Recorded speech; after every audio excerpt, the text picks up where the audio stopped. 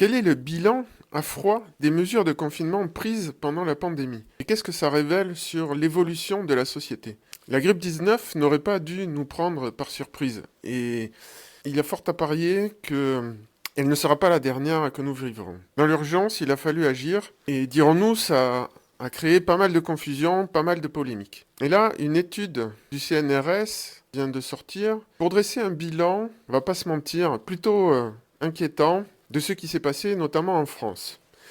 Et je pense que quand je dis je parle de l'État et des populations, pas que de l'État, n'avons pas fait preuve de beaucoup de sagesse collective. Ce bilan est particulièrement bienvenu, je trouve, de la part d'un chercheur, parce qu'évidemment, nous avons tous fait notre propre bilan de cette période-là, et il est riche d'enseignements. Consultant en nouvelles technologies, ainsi qu'instructeur de yoga et d'arts martiaux, je vous propose réflexion et pratique pour que nous accélérions ensemble vers l'humanité 3.0.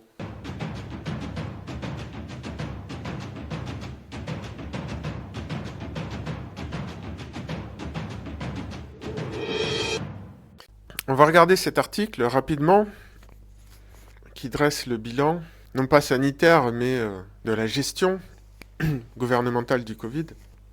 Ensuite, je vous parlerai des conséquences de cette période-là, puisque il y avait eu un rapport sénatorial sur la gestion du Covid pendant l'épidémie qui a débouché sur des conséquences très concrètes. Et bien sûr, on va regarder tout ça du point de vue accélérationniste. Alors, de quoi nous parle l'article? Je vais essayer de faire des vidéos plus courtes parce que je me rends compte que je suis trop exhaustif, trop minutieux, trop détaillé. Donc, première chose, maintenant que la poussière est retombée et qu'on peut dresser un bilan, Nicolas Mariot se pose la question des différentes politiques menées en Europe. Donc, visiblement, il y a eu des États qui ont été beaucoup plus stricts que d'autres, notamment les pays du Sud, France, Italie, Espagne, Grèce, Chypre. Et à l'inverse, les pays plutôt nordiques, Suède, Finlande, Danemark, Norvège et Pays-Bas, mais aussi la Suisse et la Bulgarie, n'ont pas fait de confinement. Il y a eu des mesures sanitaires, mais les gens étaient libres de se déplacer. D'ailleurs, en France, Emmanuel Macron a dit « Nous sommes en guerre », alors que dans d'autres pays, c'était tout l'inverse. Non, cette pandémie n'est pas une guerre, notamment en Allemagne. Alors, il faudrait après regarder au cas par cas, ce que ne fait pas l'article, mais apparemment, il y a même eu des pays qui n'ont pas confiné et qui n'ont même pas eu de surmortalité. Donc, parce qu'il y aurait aussi la question de l'efficacité. Il y a la sévérité, mais il y a aussi l'efficacité des confinements. En tout cas, de ce que je sais, je peux aller vérifier, mais bon, les pays nordiques n'ont pas eu de catastrophe sanitaire plus que nous. Si je dis des bêtises, détrompez-moi. Mais en tout cas, c'est ce que dit l'article.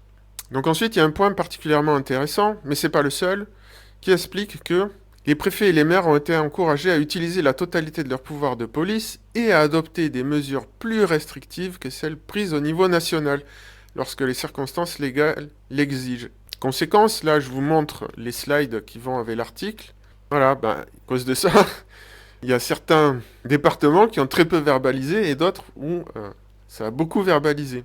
Donc on n'a pas du tout été tous traités de la même manière. Et ça c'est important parce que ça viole un des principes fondamentaux de la République. Et toute la question c'est de savoir est-ce que c'est une violation ponctuelle, un accident de parcours, ou est-ce que c'est une dérive? Et selon moi c'est le second cas, je vais vous expliquer pourquoi. Il y a deux raisons à ça. La première, et c'est vraiment l'un des deux paragraphes principaux de cet article, donc c'est l'avis du chercheur, mais il fournit des arguments à l'appui, c'est que pourquoi certains gouvernements ont été plus coercitifs que d'autres. Il dit la différence de réaction est clairement liée aux habitudes coercitives des gouvernements. Nous montrons que les États européens qui comptent plus de policiers par habitant ou qui ont plus l'habitude de s'affranchir des libertés publiques ont plus enfermé leur population. À l'occasion de cette pandémie, on a vu ressurgir de vieilles habitudes de gestion punitive des populations. Pareil, dans les slides, il montre une corrélation inverse entre le droit à l'intégrité physique, donc je ne sais pas comment il calcule ça, mais c'est à partir de données internationales, et la fréquentation, l'interdiction de fréquentation des espaces verts. Et nous, on est ici, c'est-à-dire que les espaces verts ont été très peu fréquentés, parce qu'on respecte peu l'intégrité physique en France. Après les indices, après je peux pas les regarder en détail. Et c'est pareil ici, plus les États européens comptent de policiers par habitant, plus ils ont fermé leur population. Et nous on est ici. C'est-à-dire on n'est pas parmi ceux qui ont le plus de policiers, mais on n'est pas parmi ceux qui en ont le moins non plus, mais en tout cas on est parmi ceux qui avons le plus enfermé. Voilà. Après il y a il parle de la fameuse attestation de sortie, donc l'auto-attestation. Et ça, c'est clairement un outil de gestion des populations. Et il dit, d'après lui, que ça vient du manque de confiance des autorités dans la capacité des habitants à suivre la politique recommandée. Donc là, il y a une question d'infantilisation des populations. Mais on va revenir sur cette auto-attestation. Qu'est-ce que c'est cette histoire d'auto-attestation, en fait? C'est du nudge. Le nudge, pour ceux qui ne connaissent pas, je vais expliquer très rapidement dessus, mais sinon renseignez-vous, c'est de l'ingénierie sociale douce, si vous voulez, dans l'intérêt des populations. Par exemple, pour des questions de santé publique, manger, bouger, c'est du nudge. Et l'exemple le plus connu, c'est la fameuse mouche dans les urinoirs qui sert à inciter les hommes à viser pour en mettre moins à côté. Donc voilà, c'est plutôt des manipulations entre guillemets gentilles et visibles, elles ne sont pas cachées, dans l'intérêt de tous. À la base, c'est ça. Sauf que là, l'histoire de l'auto-attestation, même si c'est du nudge, c'est quand même beaucoup plus limite. Pourquoi? Parce que c'est absurde de s'auto-attester. Et personnellement, je me méfie beaucoup de ce genre de situation où clairement on nous demande de faire abstraction de notre intelligence. Pour moi qui recherche l'intelligence collective, ce genre de choses, ça me fait allumer plein de voyants rouges. Alors après, il se pose une question, et ça c'est la deuxième partie que je trouve vraiment hyper importante dans cet article, c'est pourquoi les gens ont accepté de rester enfermés à domicile. Est-ce que c'était la peur du virus ou du gendarme? Alors évidemment, c'est un petit peu les deux. Le tout, c'est de savoir dans quelle proportion. Et comment il a mesuré ça? C'est vraiment intéressant. Pourquoi les gens obéissent? Et en fait, il s'est rendu compte d'une explosion des dénonciations pendant la période. Et alors ça, je trouve que c'est à la fois très triste, quelque part, ce conformisme social poussé jusqu'à la délation. Donc il y a vraiment, on n'a pas de quoi être fier de ça, en tant que Français. Mais en plus, ça montre que ce n'est pas qu'une question d'autoritarisme de l'État. Et finalement, tout bien pesé, il dit même que la comparaison n'est pas à notre avantage par rapport à ce qui s'est passé en Chine, où les confinements ont été extrêmement sévères, mais localisés et justifiés. Et après, il s'étonne que personne n'ait tiré ce bilan, non pas sanitaire, mais réglementaire ou institutionnel. Il conclut, enfin, en tant qu'historien spécialiste de la guerre de 14-18, j'ai déjà étudié de telles expériences d'obéissance à grande échelle. Et j'ai été surpris qu'une nouvelle forme d'union sacrée justifiant suspension des libertés et gouvernement sans contrôle ait pu se répéter près d'un siècle après à l'identique. Bon, pas tout à fait à l'identique non plus, mais vous avez compris l'idée. Donc au final, certes, il a fallu agir face à ce virus. Mais maintenant que c'est terminé, on voit qu'il n'était pas si méchant que ça. Ok, je ne cherche pas à minimiser l'ampleur de l'épidémie pendant que le virus était très virulent. Il s'est atténué avec le temps, ça c'était normal et attendu. Mais bon, si on regarde par rapport à ce que l'humanité a traversé par le passé, on en a vu d'autres. La peste noire au Moyen-Âge, c'était un tiers ou parfois la moitié de la population qui mourait. C'était pas uniquement les personnes, enfin pas uniquement, mais c'était pas principalement les personnes âgées et en surpoids. Donc bref, le traumatisme, il est plus réglementaire, en tout cas pour certains pays, puisque pour d'autres pays, ça n'a pas été le cas, que sanitaire. Bon, ok, supposons que vous me suiviez jusqu'ici dans mon raisonnement. Vers quoi tout ça, ça nous mène? Et là, on va faire un peu de prospective sur le futur institutionnel en France.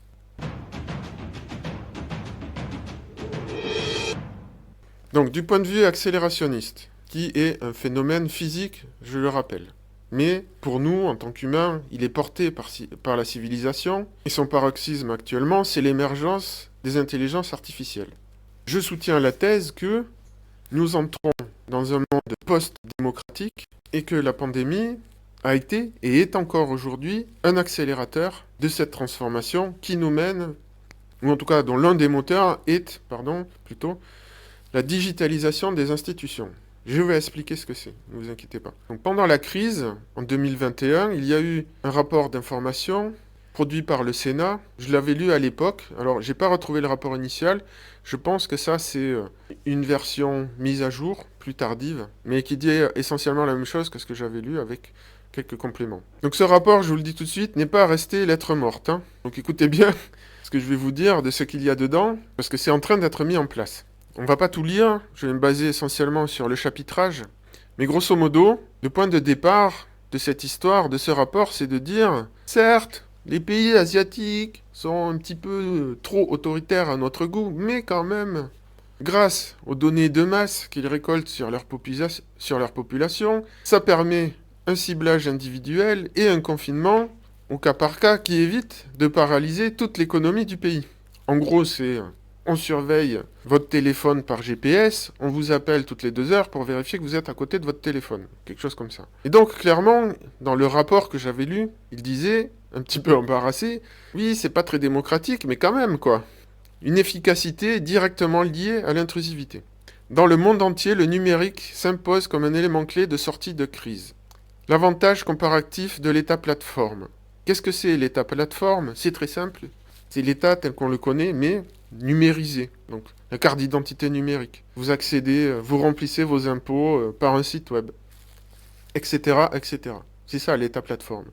L'Estonie, qui est un État avec probablement beaucoup moins de lourdeur administrative que le nôtre, s'est digitalisé récemment et de manière beaucoup plus complète et efficace qu'en France, sert d'exemple pour dire ah ben regardez là-bas, grâce à l'État plateforme, ça a été beaucoup plus simple de gérer la crise. Mais évidemment, ça pose de sérieuses questions concernant les libertés privées et les garde-fous des démocraties. Donc là, qu'est-ce qu'il propose? Un grand chantier numérique en santé, et le mot-clé, pour bien comprendre tout ça, en fait, c'est le Health Data Hub. On va y revenir là-dessus. Ce sont des données de santé agrégées sur les populations, vous et moi. Et donc, ce qu'il préconisait dans ce fameux rapport de 2001, c'était la création de ce Health Data Hub. Donc, inutile de ménager le suspense, je vous le dis tout de suite, il a été créé. Il est créé pour de vrai, c'est pas juste un affichage. Donc quand on regarde, alors je suis pas allé voir dans les détails, mais apparemment les données existent et sont collectées, et il y a 1600 demandes de consultation qui ont été déposées, probablement par des chercheurs, peut-être aussi des entreprises privées, ça je sais pas. Mais bon, bref, il existe. À l'époque, il n'existait pas, en 2001, donc il a été créé entre-temps. Il existe et il est connecté, très probablement, je ne suis pas allé vérifier, mais ça tombe sous le sens, à des nouveaux systèmes aussi qui sont apparus récemment, comme Mon Espace Santé. Vous avez la main sur votre santé. Alors oui, c'est vrai que je suis inscrit dessus, de mon point de vue, effectivement, j'ai tout mon parcours de santé dessus, et c'est pratique quand je vais d'un médecin à l'autre pour transmettre les pièces, si je le souhaite. Ceci dit, ce n'est pas que le mien. Comme on va le voir, c'est aussi l'espace de santé du gouvernement qui récolte des données sur moi. Avec mon consentement, bien sûr. Donc tout va bien. On a aussi maintenant France Identité. Tout ça, c'est l'État plateforme qui est en train de se mettre en place. Donc la carte d'identité qui est transférée sur le téléphone d'une manière numérique. Alors récemment, là, on peut dématérialiser son permis de conduire. Voilà. Puis il y aura plein de choses qui vont être rattachées à cette identité numérique. C'est vraiment central. C'est d'ailleurs un projet européen. D'ici 2030, l'idée c'est que tous les Européens aient une identité numérique qui servira probablement pour voter, mais pour toutes les interactions en fait avec les administrations. Donc tout ça c'est en train d'être mis en place. Et alors regardez bien, donc là il parle une défiance de l'opinion aux racines anciennes, ce qui fait écho à ce qu'on voyait dans l'article, comme quoi les populations en France n'étaient pas très coopératives. On se demande bien pourquoi. L'échec de l'application Tous Anti-Covid, mais en même temps, c'est tellement infantilisant. Bon, alors des fois, ça marche. Avec quelques amendes à la clé, l'auto-attestation s'est imposée. Donc là, on rentre maintenant dans la troisième partie, dans ce fameux Health Data Hub et Crisis Data Hub, qui peut servir aussi pour des questions plus vastes, comme le terrorisme, les accidents industriels et d'autres. Bon, évidemment, ça pose des problèmes de liberté individuelle. Donc, comment on fait? Alors, on va aller directement au poteau rose, qui est ici le principe. Cette blague. Ne pas collecter les données, mais être en capacité de le faire en cas d'urgence. Mais qu'est-ce que ça veut dire, ce truc-là? Exactement. Donc, vous savez, le diable est dans les détails, et quand on regarde sous le capot, on n'est pas déçu du voyage.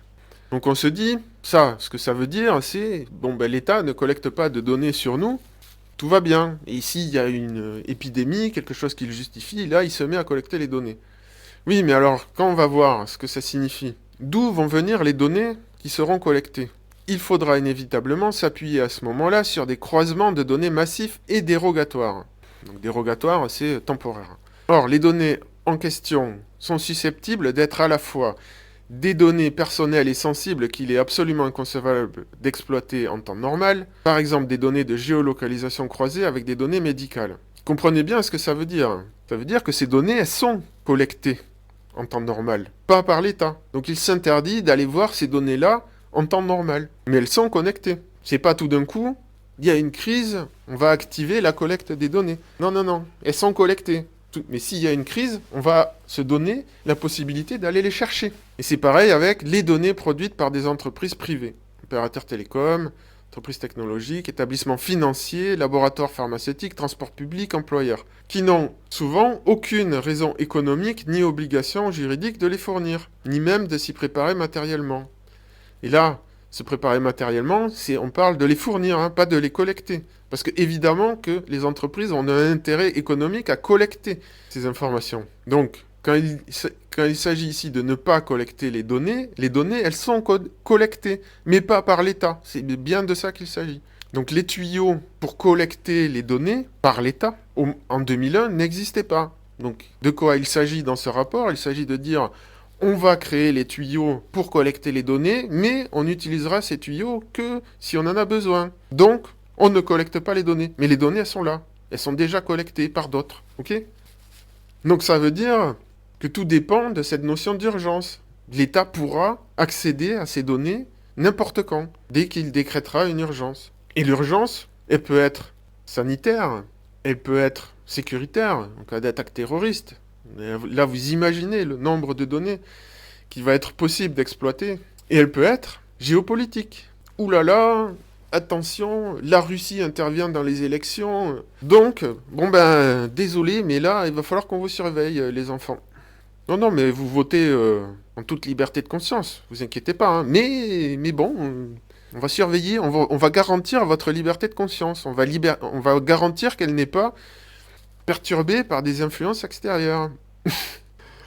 Donc voilà ce qui se prépare. Alors ça, cette évolution, pour le dire d'une manière non connotée, des États vers les États plateformes, n'est pas spécifique à la France. Absolument pas. Hein. Ça se passe partout sur la planète. Tous les États qui peuvent se digitaliser le font. Ça peut autant bien se passer que mal se passer. Ça rend des vrais services. Et quand c'est bien compris et fait en bonne entente entre la population et les dirigeants, qu'il n'y a pas d'entourloupe, même ce genre de système débrayable où on peut éventuellement confiner les gens individuellement à la demande, pourquoi pas dans l'absolu? Moi, je me mets à la place de... là, le gouvernement m'appelle et me dit « Ah monsieur, il faut que vous restiez chez vous ». Ah bon, mais pourquoi? Eh bien parce que notre système a repéré que vous avez croisé des personnes à risque et donc pour éviter la propagation de l'épidémie... etc., etc. Bon, ben pourquoi pas? Moi, personnellement, j'ai pas accès à toutes ces informations-là. Un système informatique, il va peut-être regarder les eaux usées et dire, ah, tel quartier, là, ça va pas. Donc, en soi, le principe ne me dérange absolument pas. Par contre, ce qui est très inquiétant, je ne vais pas vous le cacher, c'est qu'un système pareil demande un très haut niveau de confiance entre les populations et leurs dirigeants et entre les populations elles-mêmes, enfin les membres des populations. Ce n'est pas le cas en France, visiblement. Donc là, on prend un très gros risque. Donc la transition vers la post-démocratie, qui est en cours et inévitable, qui est un processus de l'adolescence technologique, risque de provoquer quelques remous selon les pays, la manière dont c'est fait, l'historique et les mentalités des populations. Et donc je pense que en France, il y a quand même des risques qu'on ait quelques mauvaises surprises sur le chemin. N'hésitez pas donc à vous abonner à la chaîne. Je vais parler longuement, à plusieurs reprises, en fonction de l'actualité, de ces questions, de l'évolution de nos sociétés dans cette période d'accélération, le passage à la post-démocratie. Alors on ne peut pas encore dire ce qui viendra après, mais je pense qu'on peut déjà affirmer, c'est ce que j'essaierai de démontrer au fil des vidéos, qu'on est dans cette phase de transition.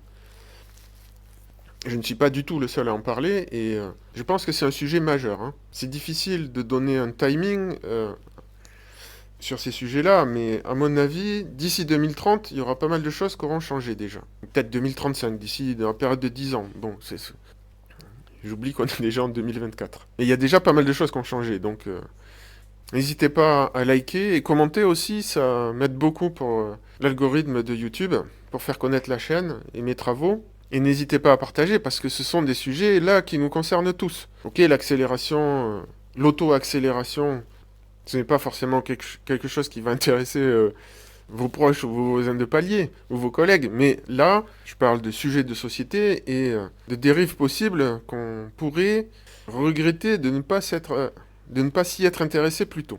Je vous remercie de m'avoir écouté et je vous souhaite une bonne accélération.